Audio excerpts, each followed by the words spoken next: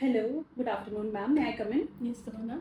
Ma'am, actually, I'm receiving a lot of queries regarding how to set up the play school, what about the premises, and things like that. Can you please help us out with that? Yeah, exactly. This is a very good question. Many of our schools these days, they are about to set up the school. Okay. First of all, it's very important to set up a school in a premises which is easily accessible to the parents and the children. Okay.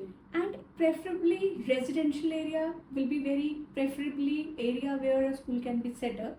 Moreover, of course, ground floor, yes, because it does not require a lot of care of stairs and all. Otherwise, yes, you can also open on first or second floor provided it is safe for the students. Okay. Moreover, like it depends how many classes you are open, like playway, nursery, LKG or UKG.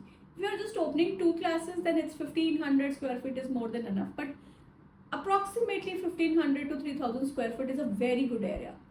Properly, it should have a ventilation properly, Okay. so that the students are getting the fresh air also. Mm-hmm. And moreover, the premises for some outdoor play like corridors are preferable. Of course, it should be, if it is possible, it can be park facing, 100%. so that the students can go out for some outdoor activities and just have to take care of the neatness and hygiene and these things.